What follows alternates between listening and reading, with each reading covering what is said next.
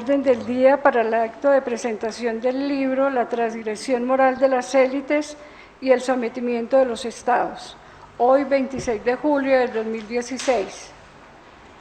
Primero, mensajes y excusas. 2, palabras del presidente de la Academia. 3, presentación del libro por el autor académico Edgar Reveis. 4, comentarios del libro a cargo del académico Jorge Iván González y del profesor Gustavo Zafra. La académica Consuelo Ahumada hará la moderación. 5, vino de honor. 1, mensajes y excusas.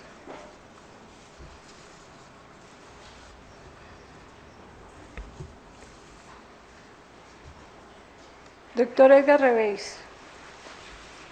Estimado doctor, recibí la gentil invitación que nos hiciera la Academia Colombiana de Ciencias Económicas a la presentación de su libro La transgresión moral de las élites y el sometimiento de los estados.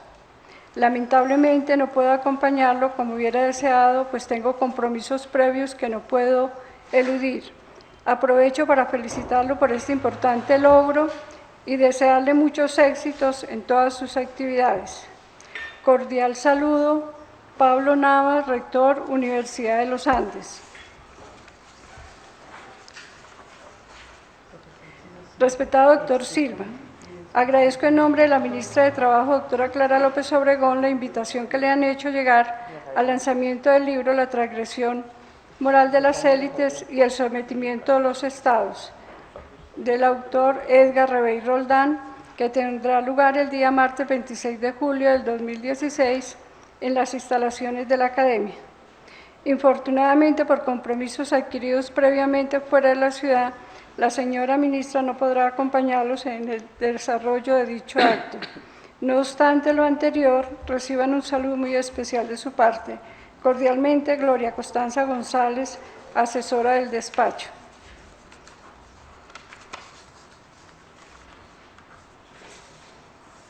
Doctor Julio Silva Colmenares, presidente de Academia Colombiana de Ciencias Económicas. Respetado doctor Silva, agradezco mucho la amable invitación extendida al señor alcalde Enrique Peñalosa Londoño para asistir al lanzamiento del libro La transgresión moral de las élites y el sometimiento de los estados del autor Edgar Reveis Roldán.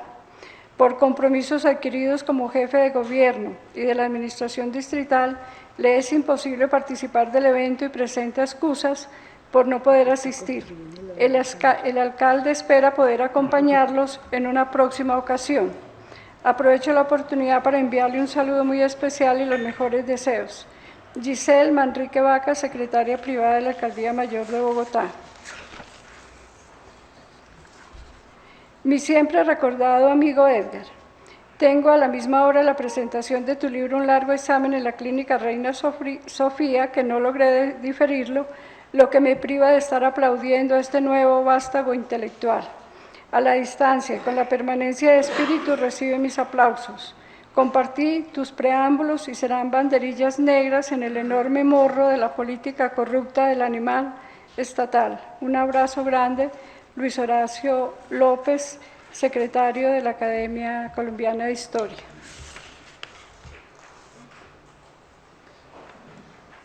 Respetados señores, en nombre del doctor Ignacio Mantilla Prada, les agradezco su gentil invitación al lanzamiento del libro La transgresión moral de las élites y el sometimiento de los estados, que se realizará el jueves 26 de julio. Desafortunadamente, por compromisos académicos adquiridos previamente, no le es posible asistir. Reciba un atento saludo de nuestra parte y los mejores éxitos en el desarrollo del evento. Juan Manuel Tejero Sarmiento, rector encargado, Universidad Nacional.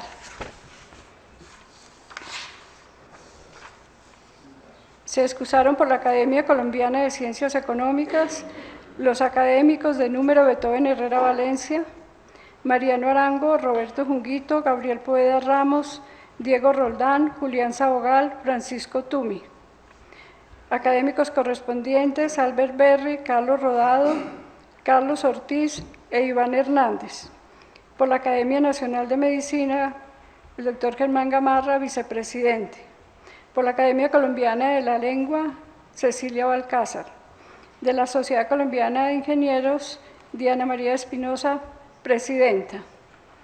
También se excusaron los ministros de Hacienda, de Salud, de Educación, de Comercio, Industria y Turismo, de Vivienda, el exministro Fernando Cepeda, la viceministra de Educación Natalia Ariza, el director de Planeación Simón Gaviria, el doctor César Vallejo, miembro de la Junta Directiva del Banco de la República, igual que el doctor Juan Pablo Zárate, María Luisa Berengues, embajadora del Brasil, Catalina Ramírez Gómez, secretaria general de la Universidad Nacional, Juan Carlos Henao, rector de la Universidad Externado de Colombia, Rafael Santos, rector de la Universidad Central, Óscar Gualdrón González, director de Fomento de la Investigación de Colciencias, Augusto Cano y señora, Javier Hernando Durán, de la Facultad de Administración de la Universidad de los Andes, la doctora Elsie Bonilla,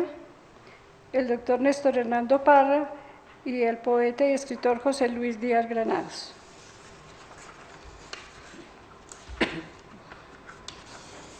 Segundo punto, palabras del presidente de la Academia. Señores académicos de las academias amigas y hermanas de la nuestra, miembros de nuestra academia, distinguidas señoras y señores. Les agradezco inmensamente haber aceptado la invitación para acompañarnos en la presentación del último libro de nuestro miembro de número y secretario general de la Academia, el doctor Edgar Reveís, quien es un conocedor profundo de esta temática, tiene ya algunos libros en aspectos relacionados sobre la misma y en este libro seguramente nos profundiza sus conocimientos y su erudición al respecto. Simplemente quiero repetir el agradecimiento a ustedes y darle la palabra a nuestra académica de número, Consuelo Ahumada, quien hará la moderación de la presentación. Buenas noches para todos. Para la Academia de Ciencias Económicas y para mí particularmente es todo un honor presentar el último libro del secretario de la mesa directiva, Edgar Reveís. Este libro es, pues, por su tamaño, por su contundencia, es como culminación de una serie de publicaciones, de conferencias que nos ha venido dando en los últimos años. De hecho, nosotros ya tuvimos la oportunidad de escucharlo en la presentación de este libro hace unos 6 meses. Como ustedes saben, Edgar es una persona con mucha trayectoria, muy prolífico, trayectoria académica muy prolífico, muchas publicaciones, trabajo de profesor visitante, pero también ha tenido cargos en el sector público. Toda esa experiencia la ha resumido, digamos, la ha concretado en sus publicaciones y, como decía, más específicamente en este libro, del cual nos va a hacer una presentación ahora. Edgar va a hablar por aproximadamente 30 minutos y después escucharemos a los dos comentaristas, doctor Jorge Iván González y el doctor Gustavo Zafra, quienes harán cada uno un comentario de aproximadamente 20 minutos. ¿Empezamos entonces?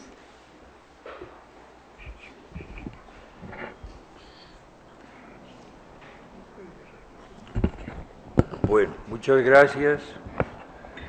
Quiero primero dar un agradecimiento a todos ustedes por haber asistido a esta sesión de presentación y muy principalmente a quienes a lo largo de muchos años han en cierta manera participado o coparticipado para que yo pueda realizar este trabajo.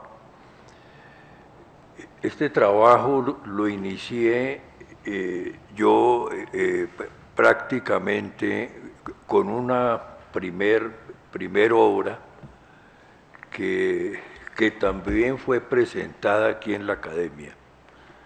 creo que en el año 91, que se llama Democratizar para sobrevivir, que fue publicada en 1989, antes de la caída del muro de Berlín y de la Constitución de 1991. Ahí planteaba yo que Colombia necesitaba tener un sistema democrático, un sistema en el cual se eliminaran privilegios, y entonces desarrollé una primer teoría basada en hechos históricos sobre cómo era el funcionamiento de Colombia, que yo creo que fue en parte, y el doctor Zafra tal vez conoce eso muy bien porque fue constituyente, pues fue discutido y en cierta manera utilizado para la Constitución de 1991. Posteriormente, en el año 97, por iniciativa del doctor José Antonio Campo, que era ministro de Hacienda, director de Planeación, me solicitó que yo diera una visión sobre cuál era la situación de Colombia en ese momento. Y entonces escribí ese libro, otro libro que se llama El Estado como Mercado. O sea, con la idea central de que el Estado colombiano se había convertido en cierta forma en un mercado, que uno podía comprar las regulaciones, comprar zonas de Estado, o sea que comenzaba a consolidarse un sistema de corrupción y de captura y cooptación del Estado ya bastante importante, inclusive siete años después de la Constitución de 1991. Luego, en esos dos libros desarrollé la teoría de los que llamé de los mesocontratos, que son pactos implícitos que se hacen entre grupos legales, ilegales, sectores privados, con sectores de Estado, para capturar las regulaciones e impedir que funcione la competencia y el sistema democrático. Entonces, esos fueron dos libros muy importantes, y posteriormente publiqué una trilogía en 2003, antes de la crisis mundial, que se llamó El desenlace neoliberal, tragedia o renacimiento, donde en cierta manera anticipaba que había 4 elementos claves que estaban llevando el sistema de mercado y el sistema capitalista a una crisis grave. El primero era que se había avanzado mucho en la liberalización del mercado, pero con 3 elementos realmente graves. Uno era que se había vulnerado la seguridad, o sea, que los sistemas de seguridad habían disminuido. El otro era que había una fragmentación social demasiado grande por el mismo modelo neoliberal que se había implantado, y finalmente que había una crisis de corrupción y una crisis de la justicia, porque se había globalizado velozmente el comercio y a paso de tortuga la justicia. Situación que prevalece hoy. Hoy, digamos, no hay una justicia internacional que funcione. Cada país tiene un sistema de justicia diferente. Se penaliza distinto un genocidio en un país como Colombia que en un país como Estados Unidos, China, Irán, Rusia, etcétera, Francia. Entonces, hay un rezago en los sistemas de globalización de justicia. Y los otros dos libros del 2007 era que el Estado había evolucionado lo que yo llamaba un Estado Lego, un Estado que se armaba como piezas Lego por parte de los organismos internacionales, el Fondo Monetario Internacional, que no tenía en cuenta las culturas nacionales, y que al mismo tiempo se produció una fractura social, principalmente en Colombia, donde yo ya había identificado lo que llamé la triple sociedad, o sea, una sociedad cooptada que controla todos los privilegios y ventajas de la sociedad, controla también las regulaciones, las cambia cuando tiene, una sociedad que llamé no cooptada o informal, que es la que realmente estaba y está sometida al mercado, que son los pequeños empresarios, los agricultores, etcétera, pequeños, todo lo que se llama el sector informal, que hoy constituye el 60% del empleo en Colombia, y una sociedad ilegal criminal que utiliza la coacción para controlar el Estado por la violencia. Entonces ahí están grupos guerrilleros, paramilitares, narcotraficantes, y apoyados por los políticos que usan, digamos, la corrupción, lo que yo en mi libro llamé las fuerzas de ocupación de la democracia. Es decir, que la democracia está ocupada por esas 4 fuerzas. Y el Estado regulador de riesgos en el año 2007, donde yo planteé como tesis general que se había evolucionado hacia un Estado que regulaba riesgos, más que querer modificar el Estado Providencia hacia un Estado que regula riesgos. Entonces, con base en esos antecedentes, la situación nueva pues me hizo pensar, dar una visión de lo que es hoy lo que yo llamo la corrupción, captura y cooptación del Estado, que más adelante lo voy a definir. En este trabajo, como decía inicialmente, pues han participado varias personas directamente. Germana Baunza, mi asistente, que trabajó 3 años conmigo en esto y ahora trabaja con las Naciones Unidas, él está aquí en la sala. Y en la última fase también mi asistente Juan David García. Y también ha sido muy útil el intercambio de muchos años con profesores como Jorge Iván González, que conoce muy bien el desarrollo y la evolución de mi obra, profesor Gustavo Zafra, algunos miembros de la academia, Diego Otero, Fabio Giraldo, etcétera, Julio Silva Colmenares, entre otros, ¿no?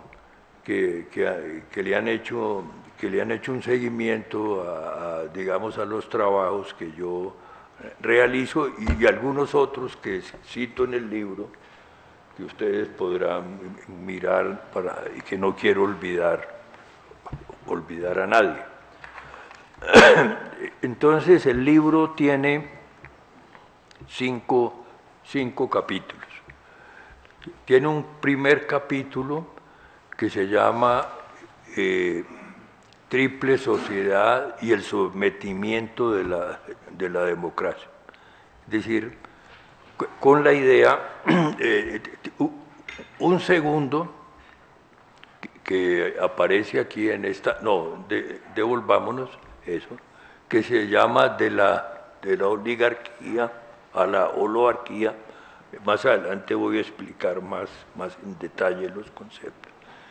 Y cómo se ha pasado de la corrupción a la cooptación de los estados, que no es solamente un caso colombiano. Esto es lo que a mí me parece importante, porque yo en este trabajo sobrepaso el ámbito del estudio de Colombia y he estudiado otros casos que me ha parecido importante, como son el caso de Estados Unidos, el caso también de Rusia y China, pues que no voy a tener tiempo de presentarlo, el caso de Francia, el caso de Grecia, Corea, algunos países islámicos, Italia y México, que me parecieron casos interesantes de análisis. Luego hay un tercer capítulo donde he mirado los estudios, los mecanismos, porque cuando uno estudia un fenómeno como la corrupción, cooptación y captura del Estado, lo más importante es encontrar los mecanismos. Porque si no queda como un estudio muy general donde no se pueden profundizar los elementos clave ni caracterizar la estructura de los países. El cuarto capítulo es un estudio de cómo se han desarrollado las instituciones formales, informales e ilegales en las teorías del desarrollo, que generalmente las han desconocido. Cuando uno mira las teorías del desarrollo, como vamos a ver más adelante si hay algún tiempo, uno encuentra que no se incorpora este tema tan importante de la corrupción en las teorías del desarrollo. O sea, cómo inciden sobre el crecimiento, cómo inciden sobre la desigualdad, sobre la distribución del ingreso, sobre la baja calidad de las instituciones. Y el quinto capítulo es la triple sociedad y lo que yo llamo el desarrollo intolerable, que es un análisis de Colombia en los últimos 30 años, desde el año 80, 90, 2000, 2010, para mostrar cómo esas tres sociedades, que yo llamo cooptada, no cooptada e ilegal criminal, han funcionado en esos 30 años. Para eso se hizo un trabajo bastante profundo sobre las cuentas nacionales colombianas, imputando cada una de esas categorías a las cuentas nacionales, identificando qué sectores son cooptados, cuáles son no cooptados cuáles son ilegales criminales. Ese trabajo de las cuentas nacionales, yo conté con la colaboración del CID para un periodo, cuando Jorge Iván González dirigía el CID, y después de un investigador que ha sido muy próximo a mí, que es Jorge Sanz, que en este momento está en el Canadá y que creo que nos está escuchando. Entonces, quiero recordar además la colaboración que él hace o que él ha hecho en esta obra. Pasemos, Juan David. Entonces, el capítulo 1, que es la triple sociedad y el sometimiento de la democracia, pues tiene una teoría de esa triple sociedad, cómo es, cómo funciona, cuáles son sus bases jurídicas, económicas, sociológicas, antropológicas, que no puedo desarrollar aquí, cómo funcionan como una inteligencia artificial de las instituciones y cómo funciona y cómo es el Estado. Pasemos. Entonces tenemos este cuadro, no sé si alcanzan a verlo bien, si se ve bien, pero arriba entonces vemos digamos el sector privado y el público, que son dos elipses, y cuando el sector privado se sobrepone totalmente al sector público, quiere decir que en ese momento el sector público está totalmente controlado por el sector privado, sin autonomía. Eso ha sido estudiado por economistas muy importantes, digamos Stiglitz y Sachs. Hoy dicen que los Estados Unidos, el poder está controlado por 4 grandes grupos, que son el industrial, militar, el grupo petrolero, financiero y farmacéutico. Esos son los 4 grupos que controlan el poder en Estados Unidos. Tenemos las tres sociedades, cooptada, no cooptada e ilegal criminal. La sociedad cooptada orientada a capturar el Estado, la no cooptada sometida a la competencia y la ilegal criminal utilizando la coacción. Sigamos. Yo agregué también un elemento que considero importante en los principios y mecanismos de funcionamiento de la sociedad. Las 3 primeras líneas son las 3 formas de vínculos de la sociedad. Uno es el intercambio a través del mercado. El segundo es la reciprocidad a través de dones y contradones. Más adelante voy a explicar eso. Y el tercero es la redistribución. Esa es la clasificación que hace Polanyi. Yo agregué la 4ª, que es corrupción, captura y cooptación del Estado, que son esos pactos y mesocontratos que están incrustados dentro del funcionamiento de la economía y que considero que deben ser teorizados como yo y además analizados como he hecho en mi obra. Sigamos. Tenemos la jerarquía de los contratos en la sociedad y sus sustitutos.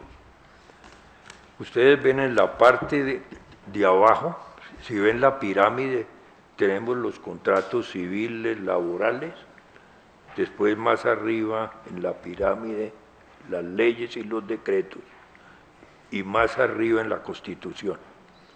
Pero esa es la parte formal, es la parte que aparece en las constituciones, que muchos países violan, y al lado tenemos, digamos, los sustitutos. Los sustitutos de los contratos formales son las rutinas, hábitos mentales, convenciones informales e ilegales, que son en Colombia muy importantes y que muchas veces reemplazan los contratos formales.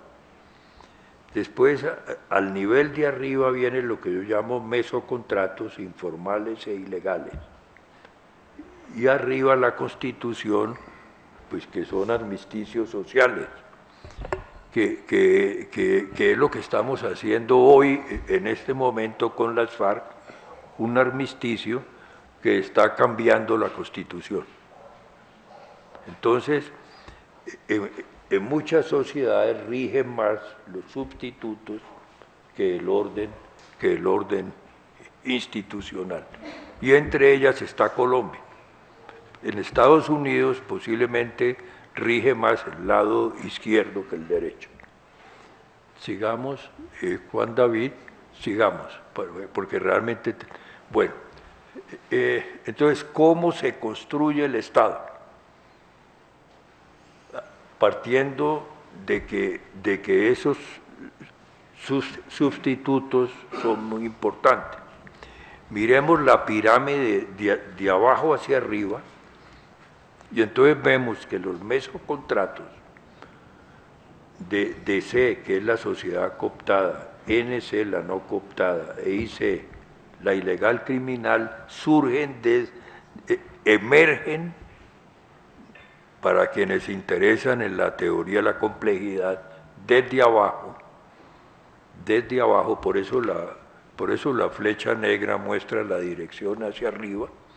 Luego hay un segundo nivel que es el juego político, y arriba tenemos la conciencia simbólica de lo público.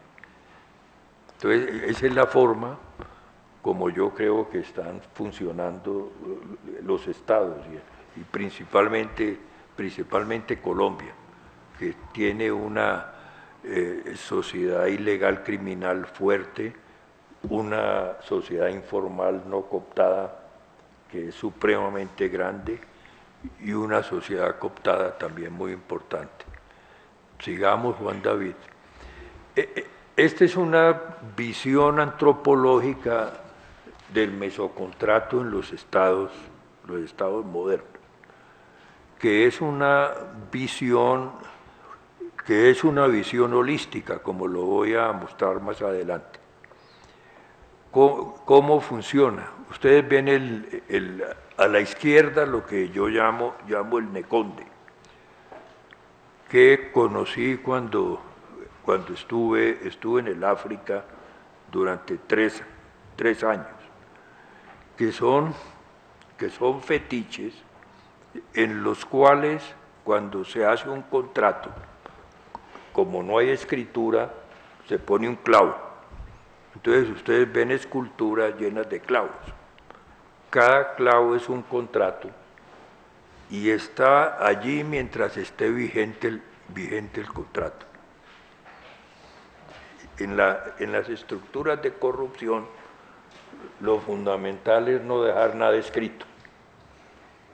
O sea, hay un clavo, cuando se hace un pacto de corrupción, lo que queda es un clavo, como sucede con los necondes.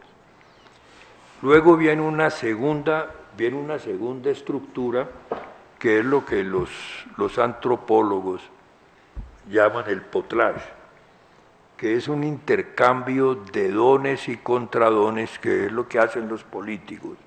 Un político le nombra un funcionario a alguien en un ministerio y queda eso en una contabilidad, digamos abstracta, y el otro sabe que tiene que darle ese contradón, pero eso no se hace, no hay un cálculo financiero refinado en el intercambio. Entonces se van sumando, como lo mencionaba Tanzi, ¿no? Tanzi fue el primero que habló de este tema.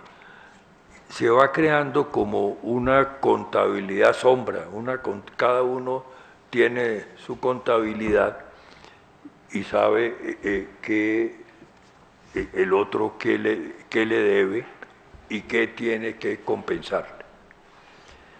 Después vienen los lobbies, que cada vez son más importantes en la sociedad, que son grupos de interés privado legales e ilegales que intervienen ligados a los medios para influenciar decisiones del poder público, cambiar regulaciones, crear nuevas, suprimir las existentes. Pero en el lobby ya se hace un análisis costo-beneficio. Para darles una idea de la importancia que los lobbies tienen, por ejemplo, en Estados Unidos, 500 compañías crearon 61.000 lobistas, puestos de lobistas en Washington en 2004. Y 77.000 en 2005, eran 77.000 que vivían en Washington. Y la idea era influir en los gastos discrecionales federales, que representaban el 5.2% del PIB, básicamente eso. Los gastos en lobbies totalizaban 2.250 millones de dólares. Esa misma estructura de lobbies para la Unión Europea es también muy importante. Por ejemplo, en Bruselas había en 2008 30.000 lobistas. Había 40 por diputado y uno por cada 2 funcionarios. O sea, una estructura de lobby. En el libro explico que en los Estados Unidos el lobby es algo normal, porque se supone normal influenciar la regulación. En Francia, por el pasado de influencia tan importante del Estado, se ve el lobby como un instrumento que interviene el poder del Estado, ¿no? Entonces son 2 visiones. Colombia estaba más cerca de la visión francesa y ahora está evolucionando hacia la visión anglosajona. Bueno, sigamos. Bueno, entonces, en el libro también hay un análisis de lo que yo llamé la involución de la democracia. O sea, todas estas estructuras de corrupción, captura y cooptación del Estado se dan ahora dentro de un sistema mundial en el cual hay sometimiento de la sociedad civil al Estado y el dinero, sometimiento del Estado y la sociedad civil a poderes religiosos, sometimiento del poder político a poderosos grupos financieros y económicos. Y la corrupción destrozó los vínculos entre la democracia y el capitalismo. Eso está desarrollado en el libro, y hay un sometimiento de la intimidad del ciudadano a la seguridad del Estado y a los poderes multinacionales. Entonces, en cierta manera, hay una involución o retroceso democrático a nivel, no solamente en Colombia, a nivel con mayor o menor intensidad a nivel internacional. Sigamos. El sometimiento del poder político a poderosos grupos financieros y económicos está analizado en el libro en 4 frentes. Primero, los top holders y el oligopolio de los bancos sistémicos. Hay 28 bancos sistémicos definidos así por el G8, que por el G20 en 2014, y esos bancos sistémicos realmente tienen un poder supremamente grande. Están también los hedge funds y los fondos buitres y la globalización de las mafias y el mercado de la repugnancia. Para dar algunas cifras sobre eso, porque me parece muy importante, es que la corrupción representaba en 2002, según el Banco Mundial, 1 trillón, o sea, 1 millón de millones de dólares, 3% del PIB mundial. La evasión fiscal representa el 8% del patrimonio mundial de los hogares, que está en los paraísos fiscales, según los estudios de Zuckman, representa el 10% de la masa monetaria y el 50% de los flujos internacionales transitan por paraísos fiscales, 50% de los flujos.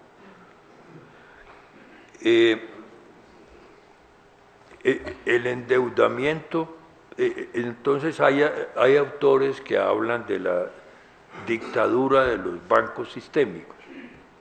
¿En qué sentido? Que el endeudamiento público mundial es equivalente al balance de los 28 bancos sistémicos. O sea, que esos bancos controlan la deuda de los estados y a través de esta a los estados mismos. No hay nada más fácil que controlar a alguien por la deuda, por el endeudamiento. Esa es la base del control. Y las obligaciones subyacentes de los derivados financieros totalizan 10 veces el PIB mundial, o sea, los derivados que están aún en el sistema, 10 veces el PIB mundial y 15 veces superiores a su balance.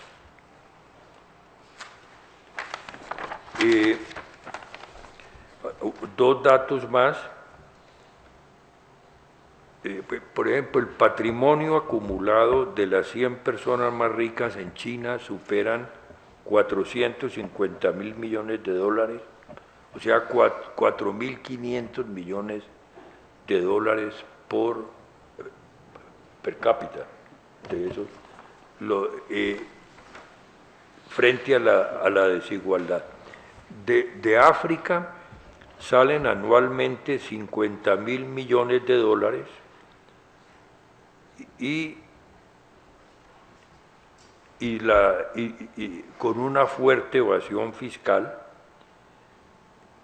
y los aportes de los 50 más ricos del mundo solo totalizan el 10% de la ayuda pública de cooperación internacional. Bueno, entonces, como no hay tiempo para desarrollar, tendrían que leer el libro y es un tema pues bastante, Eso es lo importante. bastante complejo. Entonces quiero, sigamos, finalizar mostrando el método que yo, o uno de los métodos que utilicé para analizar la corrupción, la captura y la cooptación del Estado. Devuelvas un momentico. Tomé el enfoque de un filósofo norteamericano, Ken Wilber, que se llama teoría integral. Ustedes ven en las filas lo individual, el individuo, en la primera fila, y en la segunda lo colectivo. Y en las columnas ustedes van a ver interior y exterior, ¿no? O sea, en las teorías del desarrollo apenas se comienza a analizar la importancia de la conciencia y de la mente y de la mentalidad sobre el desarrollo. Entonces la idea mía es darle mucha importancia a eso. Sigamos. Algunas teorías representativas, entonces individual, interior, o sea, lo intencional. ¿Quiénes tienen teorías sobre cómo funciona la mente? Entonces está Kahneman, por ejemplo, pero Kahneman estudia los dos elementos de la conciencia que él considera fundamentales: la conciencia automática y la conciencia reflexiva. En la segunda columna están las conductas, que es lo que interesa, ¿no? Además de la conciencia, cómo se comportan la gente. Y abajo tenemos la parte colectiva, entonces tenemos la cultura, de un lado, en la parte interna, cada sociedad tiene una cultura, y lo social, que es lo sistémico. Entonces miremos, siga Juan David, cómo está analizado. En el cuadrante superior izquierdo, que aparece allá, interior, aparece lo intencional. Entonces, la idea central es que toda sociedad tiene personas con niveles de conciencia, digamos, distintos. Hay psicólogos norteamericanos que han estudiado eso muy bien y encuentras que hay personas con pensamiento tribal, otras con pensamiento empresarial, otras con pensamiento sistémico, muy pocas, otras con pensamiento holístico, etc. Es una diversidad de formas de pensar. Y entonces hay niveles de conciencia distintos que tienen relación con su nivel de existencia.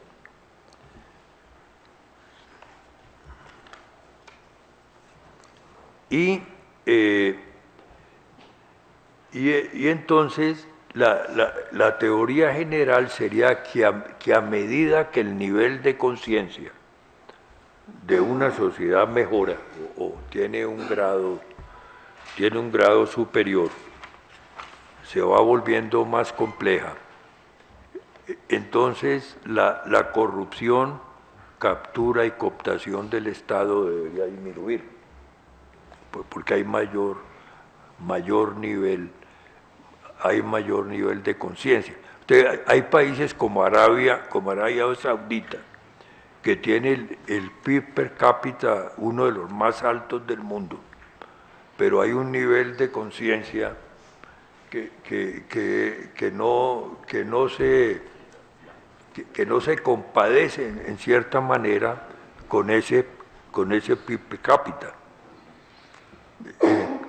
Entonces, esa es la visión, digamos, intencional. La segunda es el comportamiento. Ustedes ven allí, como ya les mostré, el Neconde, el Potlatch, el Loi y el mesocontrato, que en el comportamiento ustedes van a encontrar una visión holística, o sea que el Neconde, digamos, el Potlatch tiene estructuras superiores a las del Neconde, pero lo incluye, como sucede con los átomos, las moléculas y los organismos. Y abajo tenemos, en la parte cultural, encontramos que hay sociedades que tienen una propensión a que los habitantes cometan delitos de acuerdo con la ventaja competitiva de esa sociedad. Francisco Tumi mencionaba pues que Colombia tuvo ventajas para desarrollar el narcotráfico, ¿no? Entonces esos son los elementos, digamos, centrales para analizar la relación grado de conciencia, sociedad y desarrollo. Bueno, y finalmente, pues para realmente no tomar más tiempo, quiero mostrar en esta gráfica que hay varios niveles de complejidad, digamos, la corrupción, la corrupción que es la que tiene perímetro más amplio, pero un grado de complejidad, digamos menor. La captura del Estado incluye la corrupción, para que haya, para capturar las regulaciones. Hay corrupción, pero también tiene que haber unos pactos para poder controlar la regulación. Y la cooptación incluye captura y la cooptación, como sucedió con el Frente Nacional, que fue un sistema cooptado, y el PRI, donde toda la sociedad, el Estado, los cargos públicos, las empresas, etcétera, estaban divididas entre el Partido Liberal y Conservador, ¿no? O sea, una situación muy lejos, digamos, de la democracia. Bueno, sigamos, Juan David. Bueno, realmente aquí no tenemos tiempo para hacer un desarrollo más amplio. Devuélvase un momento.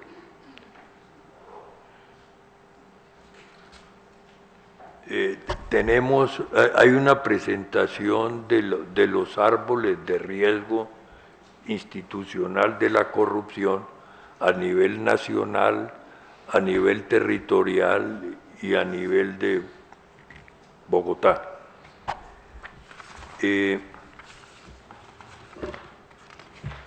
Bueno, yo creo que finalmente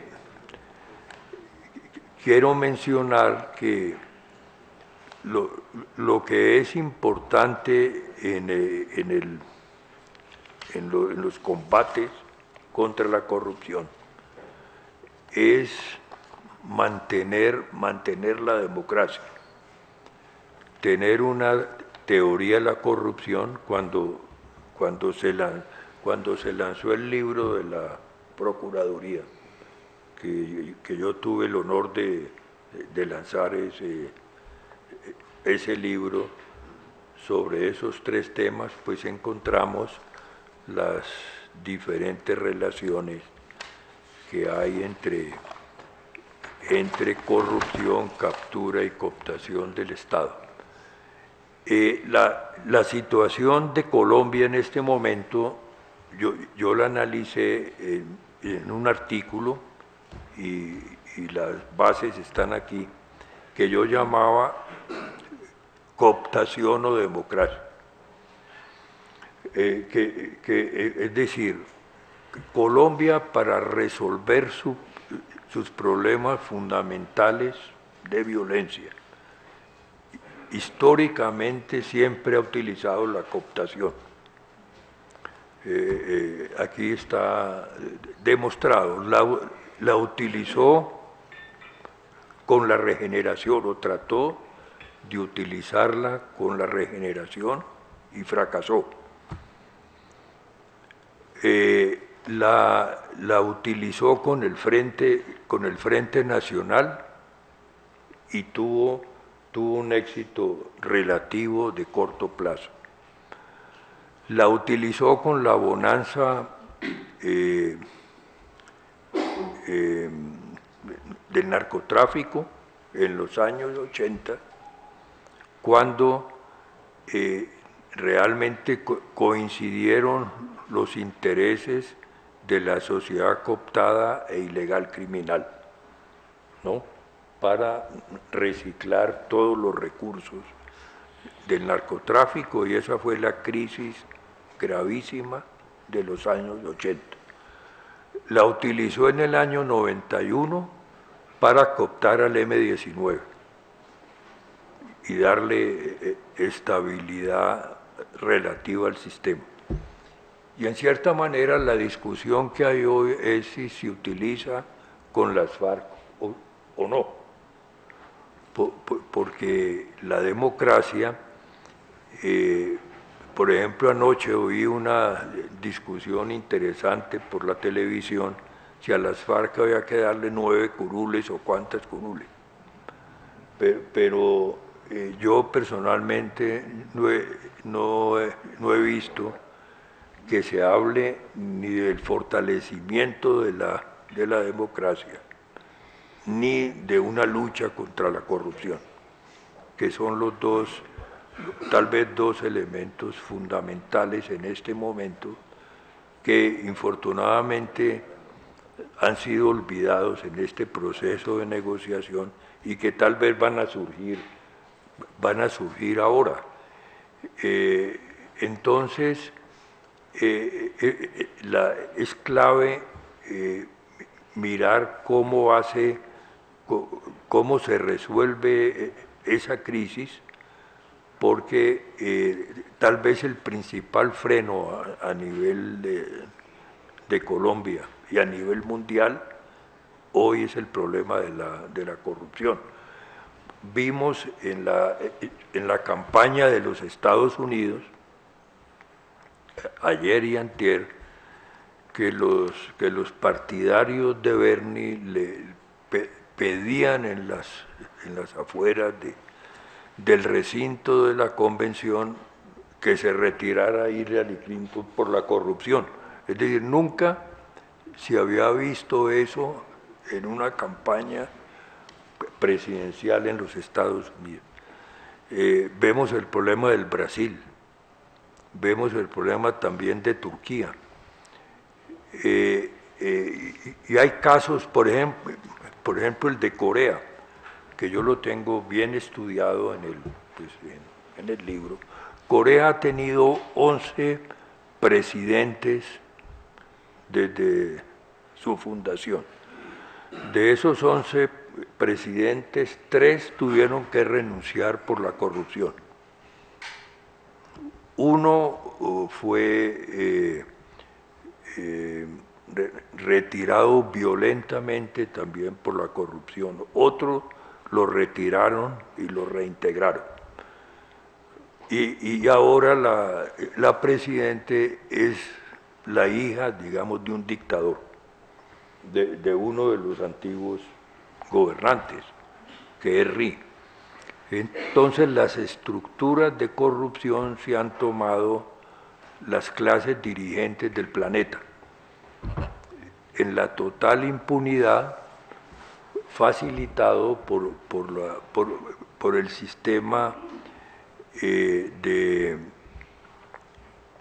digamos, darwinista de la economía, y se ha llegado a una situación en que hay a la situación altamente paradójica de tener más transparencia con mayor impunidad. Es decir, hoy la transparencia es altísima por la influencia de los medios, que en tiempo real ponen en evidencia los delitos, pero cada vez hay mayor impunidad, y eso es lo que ha desencadenado una violencia. Y lo que un filósofo alemán que yo menciono menciona el Banco Mundial de la Ira, una ira difusa en el mundo que es organizada por grupos políticos para hacer protestas. Bueno, realmente no voy a tomar más tiempo, trae una presentación más amplia. Quiero también agradecer la participación de María del Pilar para montar el libro, que realmente yo he quedado muy contento con la diagramación del libro, y también de todos los que han colaborado y participado en que se pueda sacar esta obra que he querido darle una dimensión internacional, no solamente sobre Colombia, sino estudiamos 10 países realmente, y y me ha permitido sacar unas conclusiones que son importantes. Muchas gracias.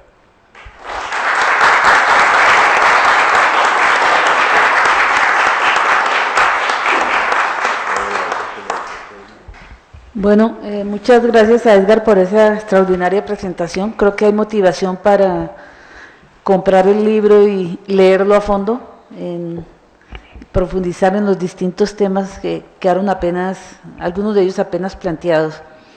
Le pido a los comentaristas que tomen 15 minutos nomás cada uno y se ajusten al tiempo. Empezamos por Jorge Iván González, miembro de la Academia y profesor de la Nacional y del Externado.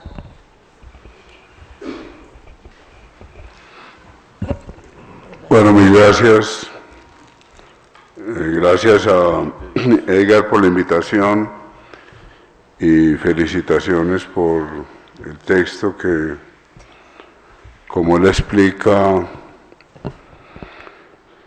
es el resultado de un trabajo largo, porque yo creo que Edgar ha ido construyendo un método a través de estos trabajos y creo que este resultado pues pone en evidencia que efectivamente se ha avanzado en una propuesta metodológica que en el país me parece novedosa y que este libro, como Edgar indicaba al final, pues permite ver que efectivamente el método se puede aplicar no solamente a Colombia, sino a otros países.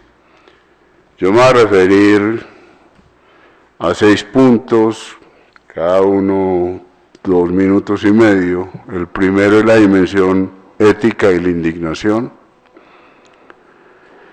El segundo es el tema de teorías del desarrollo y clase media, que es uno de los puntos más interesantes del texto. El otro tema es deliberación y razón pública. El otro es la triple sociedad, dualismo e informalidad.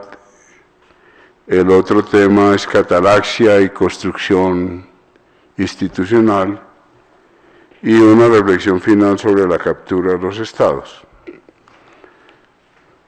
El primer tema es la dimensión ética y la indignación. Yo creo que este es un libro que invita a la indignación. Este es un libro que nos está pidiendo que miremos, que nos advierte.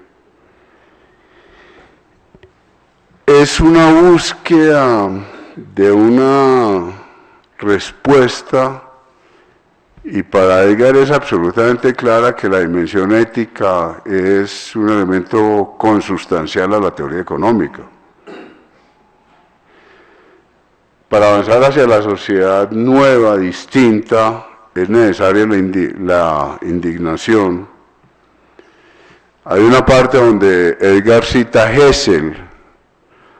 Hessel escribió ese texto, ese manifiesto Indignados, diciéndole a los jóvenes del mundo, frente a esto, ¿por qué no ha aumentado la indignación, invitando a la indignación? Esta frase de Edgar toca este tema complejo de la relación entre ética y economía. Y dice, la cooptación en sí misma no produce ira, la captura del Estado tampoco, porque la percibe como el ejercicio del poder.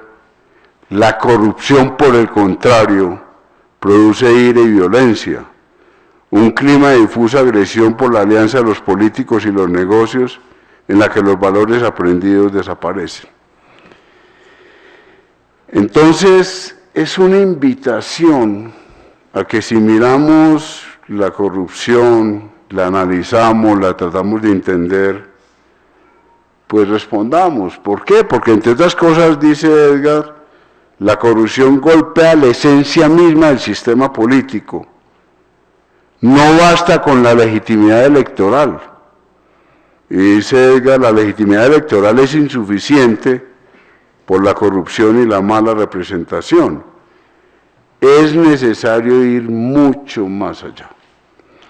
Y en esta búsqueda de alternativas a través de la indignación, pues los autores que menciona Edgar, como ustedes vieron en la presentación, son muy variados por el enfoque interdisciplinar del texto, pero hay autores cruciales. Williamson, la importancia que le da Edgar a la lectura de Williamson para el análisis de las instituciones, la lectura de Roth, de Alvin Roth, la relación de todo esto con Adam Smith, ese llamado al sentimiento, esa relación entre sentimiento e indignación, no solamente como un problema ético por fuera de la economía, sino como un elemento sustantivo de la economía.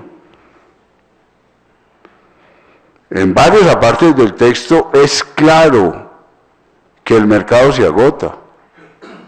Y cuando el mercado se agota, la única forma de resolver los problemas es a través del sentimiento moral.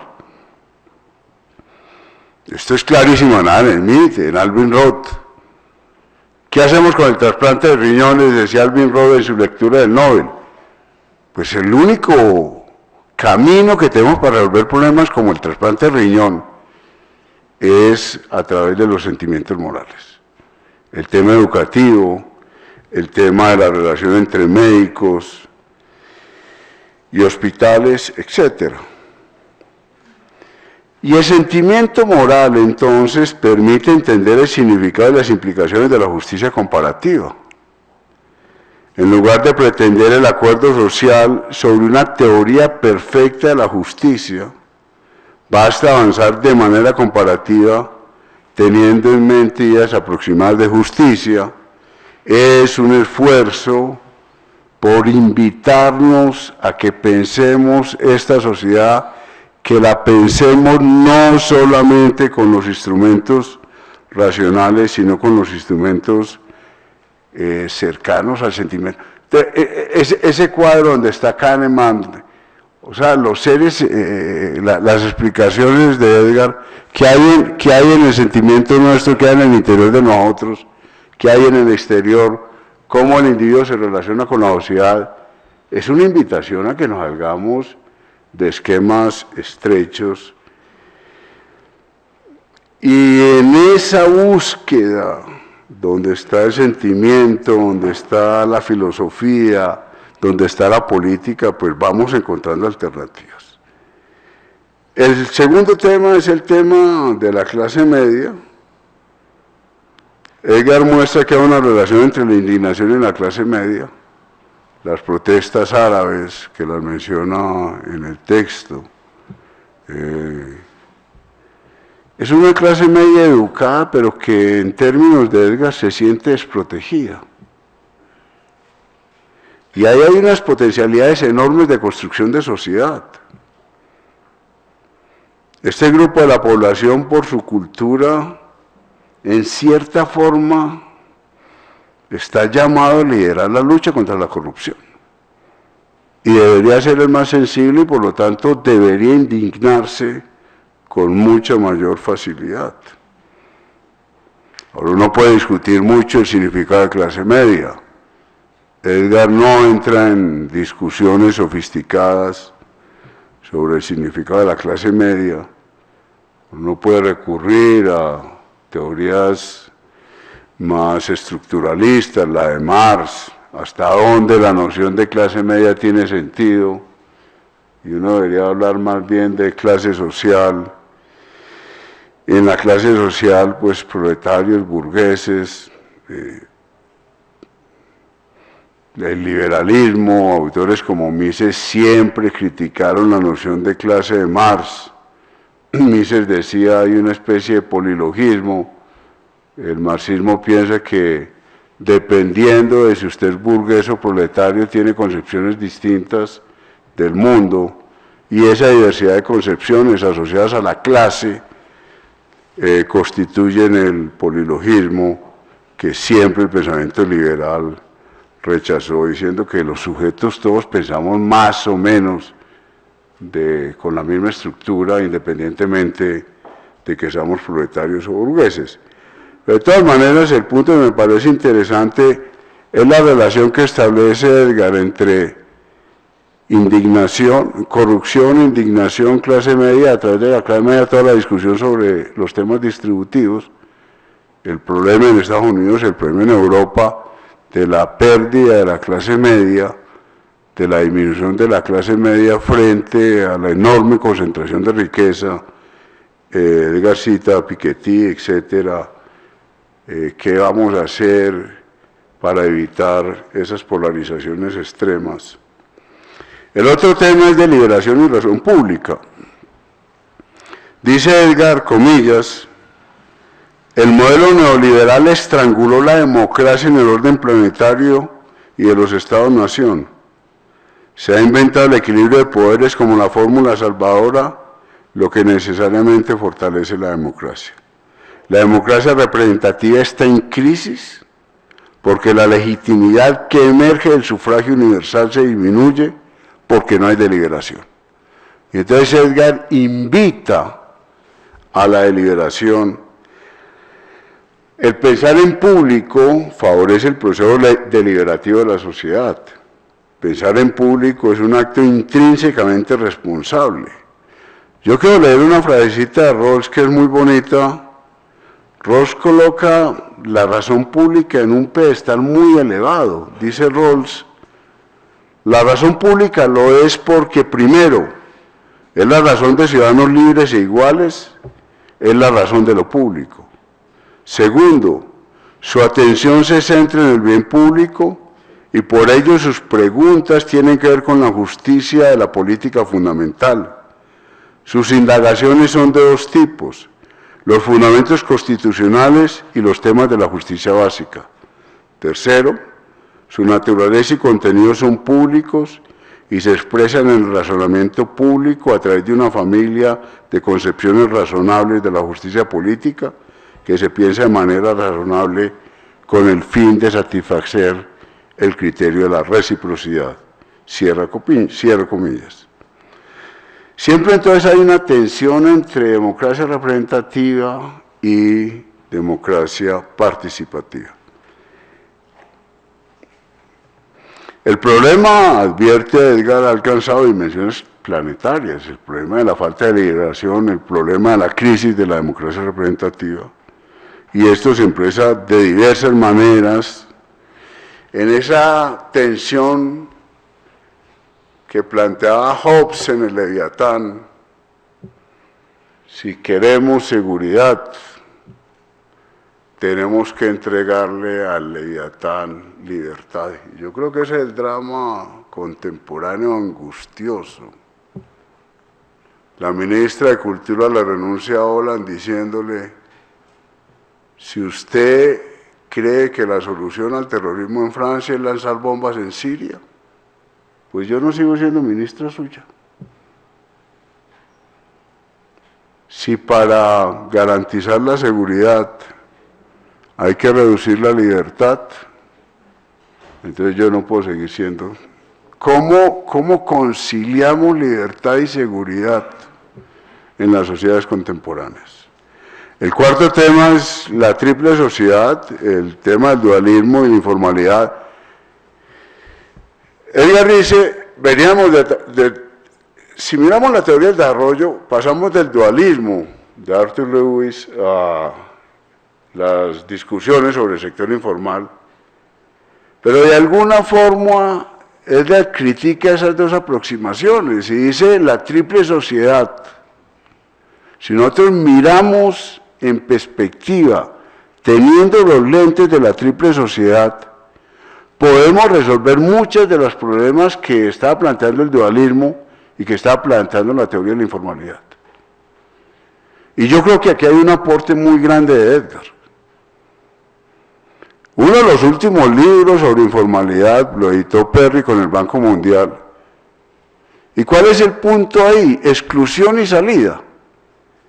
Hay una relación informal porque un grupo de personas, de empresas está excluida, pero hay otra opción, que es que mucha gente se sale porque la formalidad es demasiado complicada, es demasiado exigente en términos de trámites, etc.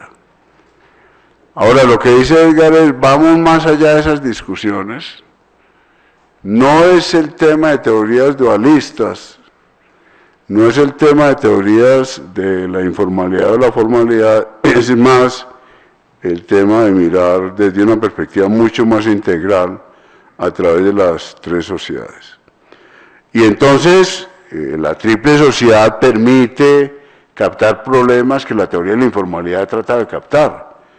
Alta desigualdad económica, baja calidad institucional, desconfianza en las instituciones, regulaciones onerosas, baja calidad de los servicios públicos y infraestructura, baja supervisión y ejecución.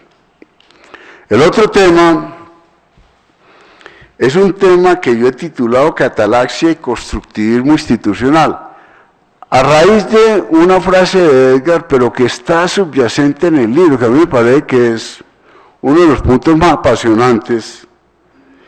Dice Edgar, las instituciones no son ahora producto de un proceso de prueba y error como lo afirmaba Hayek, sino que son objeto de constructivismo institucional, como aconteció con las revoluciones comunistas de los años 20 y más recientemente en los años 90 con la revolución neoliberal. Ahora las instituciones son más fáciles de capturar por quienes han hecho su diseño y reconstrucción, poniéndolas en beneficio de intereses particulares de las élites en el poder. En síntesis, lo que está diciendo Edgar, si yo lo entiendo bien, es, usted tiene la posición hayekiana, la posición austriaca, la posición de Menger, von Bauer, Schumpeter. Hay un proceso cataláctico de las sociedades a través de procesos de ensayo y error van encontrando de manera endógena el orden institucional. Y en el texto de Menger sobre el origen del dinero, Menger dice, el dinero es el mejor ejemplo de un orden institucional que no fue creado de manera discrecional por entes externos. La frase de Menger es, solo se puede entender verdaderamente el origen del dinero si aprendemos a considerarlo como una institución social, como el resultado espontáneo, el producto no planificado de los esfuerzos específicamente individuales de los miembros de la sociedad.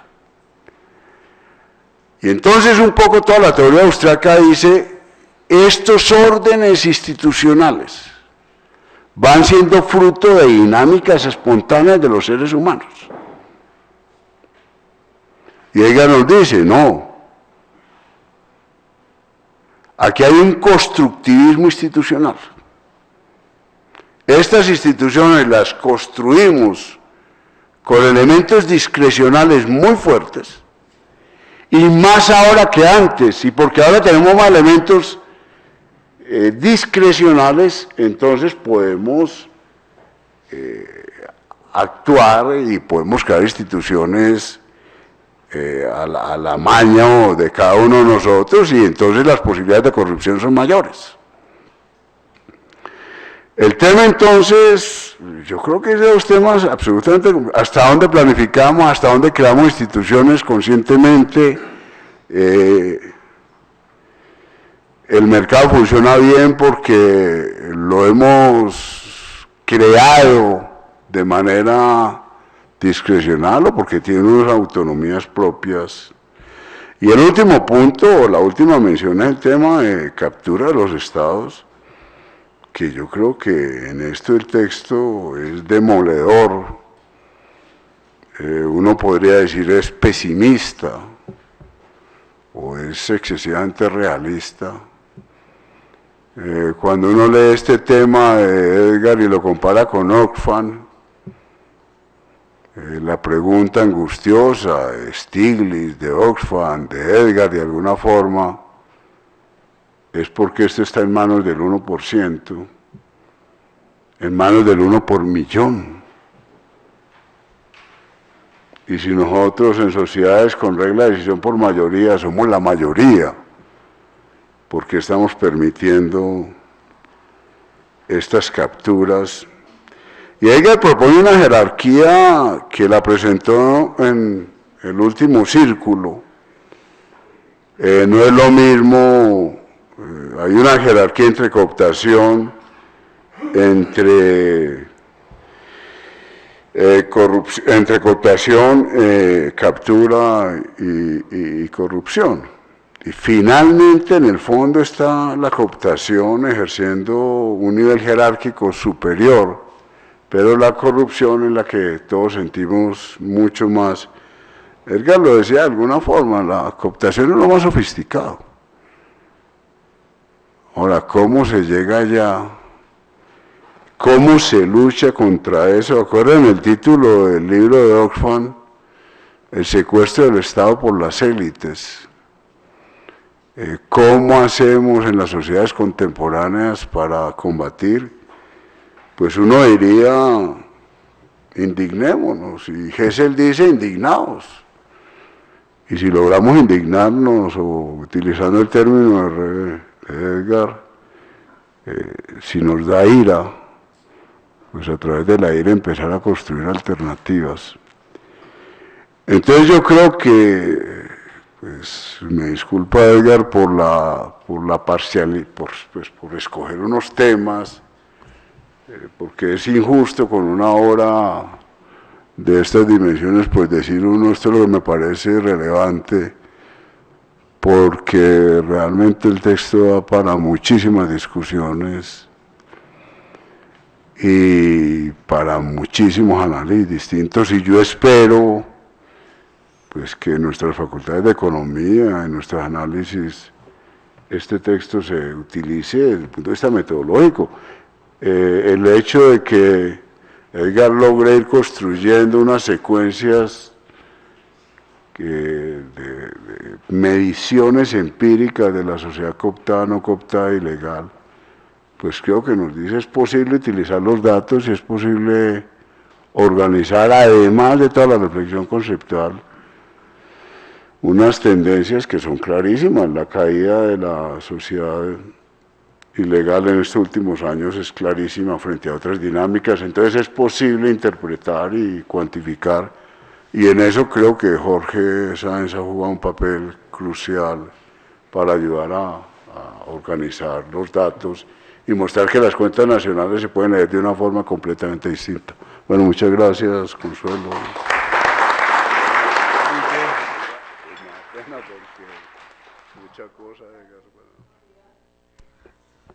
Y muchas gracias por ajustarse al tiempo también. Terminamos con los comentarios del doctor Gustavo Zafra. Gustavo Zafra no es economista, sino abogado. Fue decano de Derecho en la Javeriana, donde es también profesor titular. Bueno, Gustavo. Muy amable.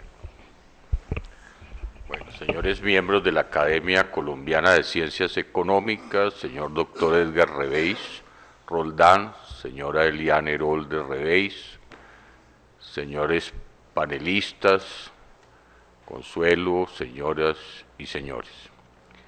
Me siento muy honrado al haber sido invitado por el autor del libro que hoy presenta la Academia, inicialmente titulado Cooptación o Democracia, la transgresión moral de las élites y el sometimiento de los estados. Ahora veo que el título final es La transgresión moral de las élites y el sometimiento de los estados.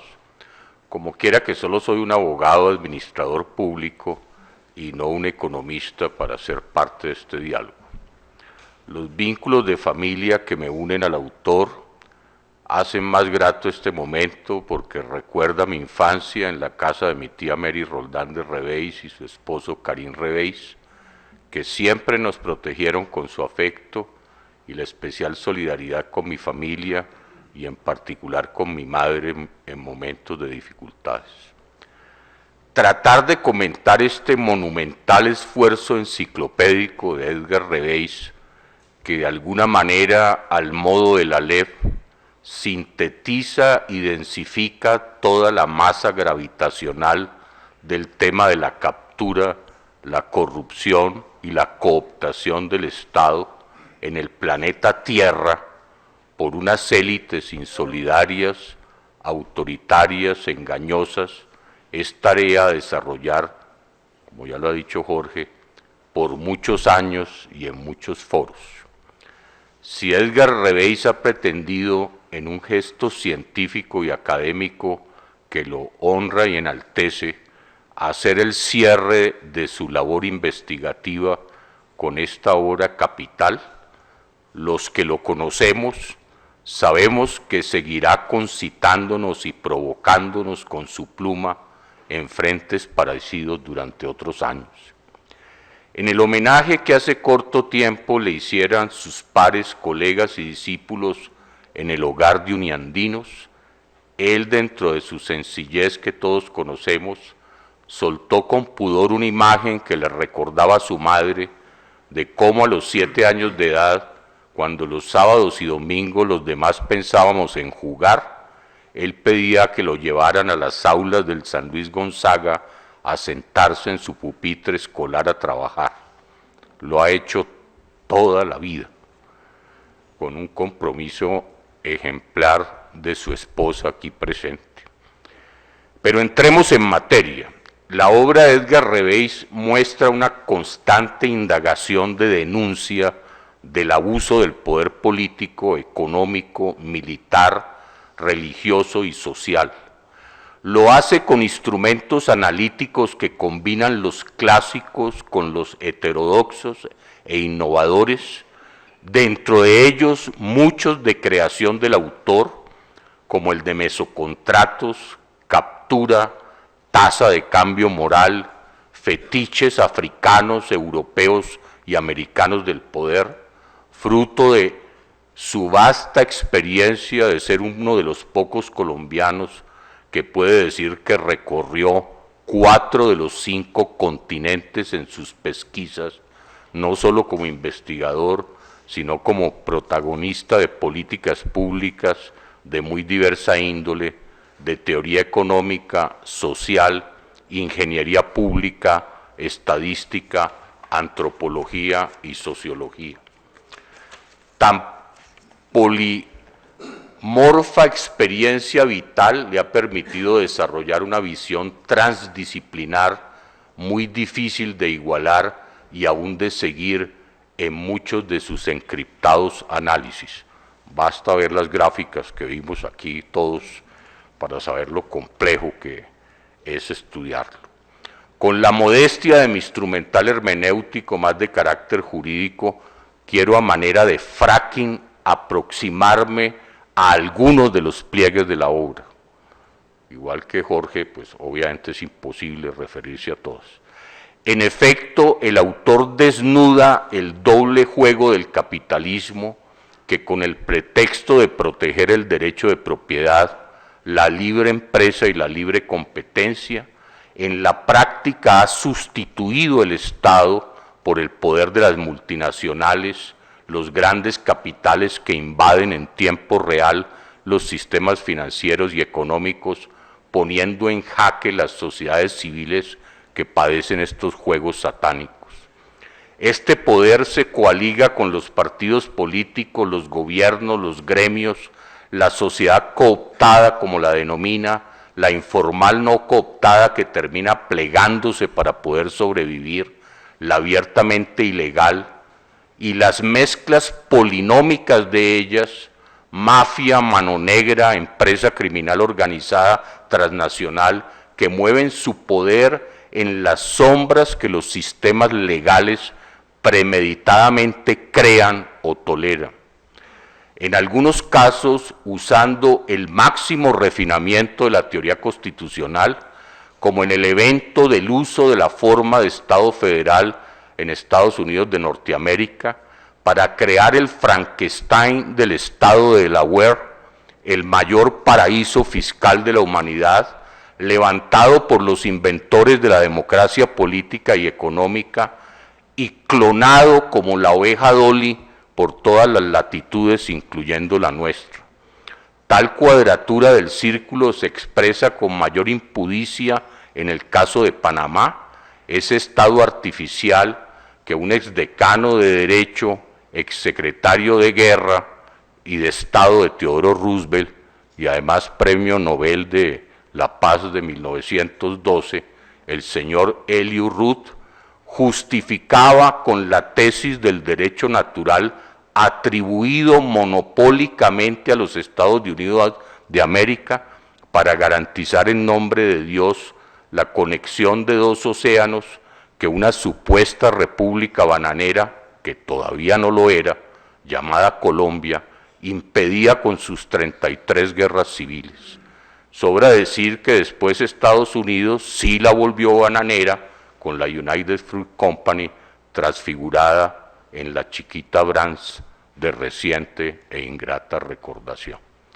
Aquí es donde tomo una primera distancia de la obra, para afirmar que estas conductas internacionales son parte del análisis hobbesiano de las sociedades, ya lo dijo también Jorge, y que traducido a un lenguaje más francés, en labios del general de Gaulle, diría, comillas, los estados solo piensan en sus propios intereses, cierra comillas, y no precisamente en el impacto moral de los juegos de poder. Así es y así será. ¿Cómo enfrentar esto? Reveis propone, entre muchas fórmulas que su obra, cuando escribí este texto, eran de 640 cuartillas, ahora me he dado cuenta que son 801 cuartillos. Yo no leo tan rápido como Edgar escribe. Y que vale la pena estudiar las que aparecen a folio 608 de su obra, que a riesgo de simplificarla, resumo así. Primero, es necesario empoderar a la Organización de Naciones Unidas para que maneje un impuesto mundial a la riqueza en los esquemas propuestos o parecidos a las recomendaciones de Thomas Piketty y de James Tobin, que ayudarán a sanear la deuda social mundial.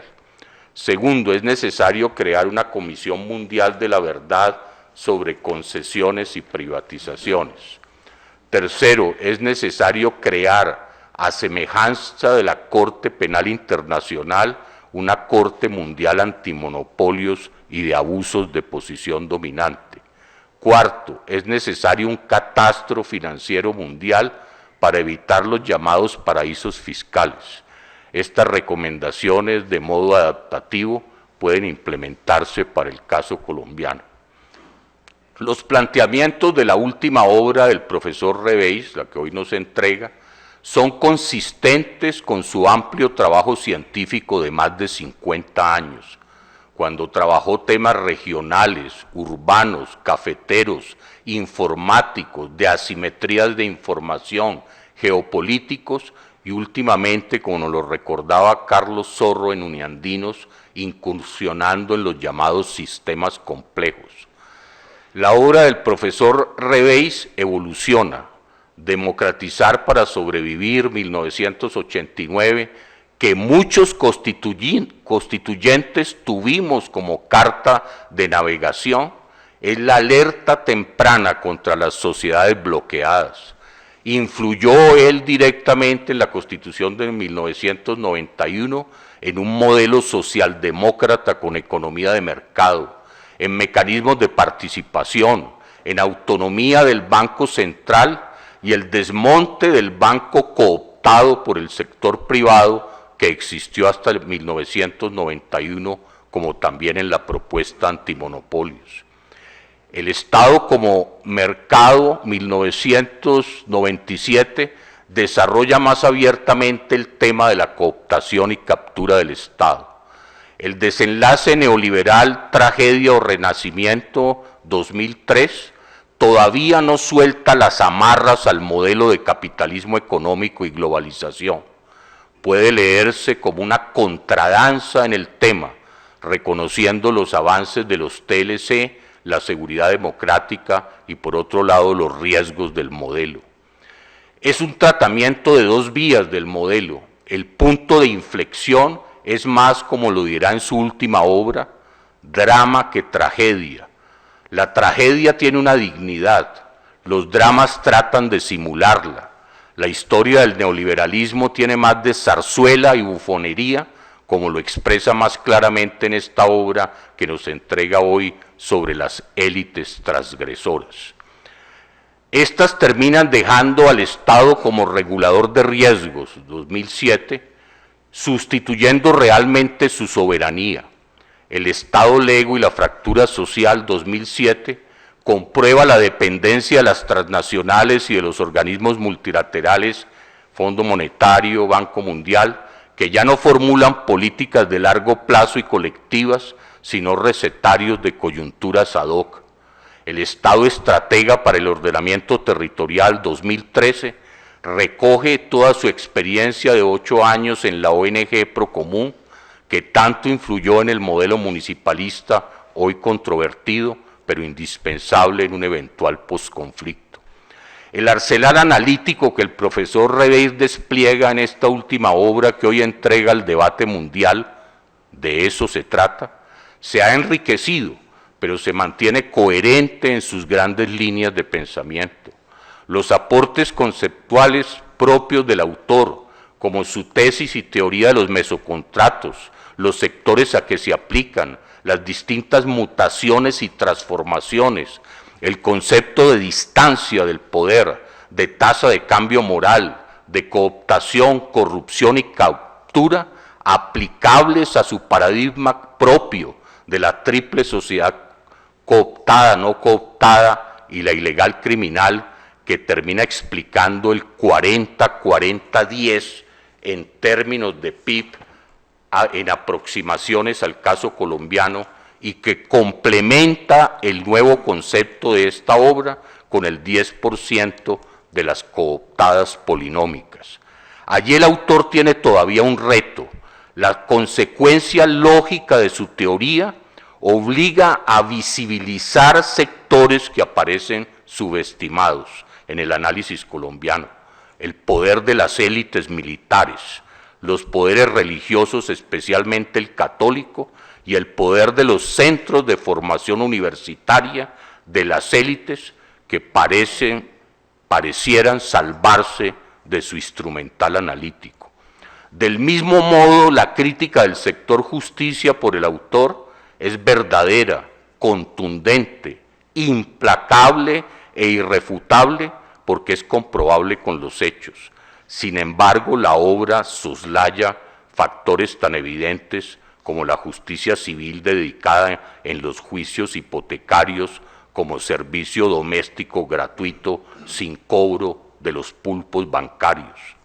Esta Minerva y Atenea de la justicia colombiana, que antes del Holocausto de 1985 fue respetable, está cooptada hoy, aún más por las élites financieras, y además tratada como cenicienta por los ministros de Hacienda, por lo general provenientes de estas élites económicas que le han dado a la justicia social tratamiento de pobre vergonzante.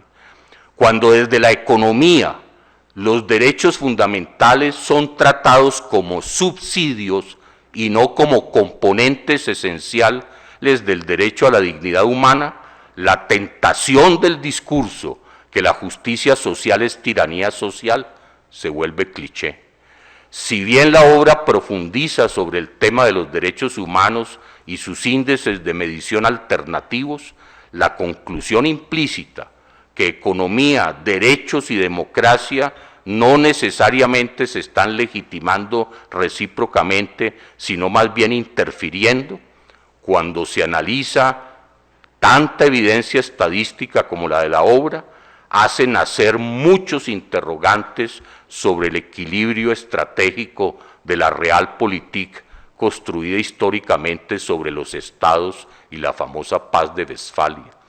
Con ello, desde esta academia, que ha mantenido la ciencia de la economía política como campo de saber y conocimiento, es importante que el lenguaje de los derechos humanos se lea en contextos de democracia y civilización y no solo de escenarios de conflictos armados internos. Soy consciente que los mismos abogados somos los primeros responsables de las distorsiones generadas, pero es bueno que las academias continúen la autocrítica. Invito a los presentes al estudio de esta gran contribución a la economía política que como disciplina sigue viva gracias a herederos del siglo de las luces como el profesor Edgar Reveis Roldán. Mil gracias.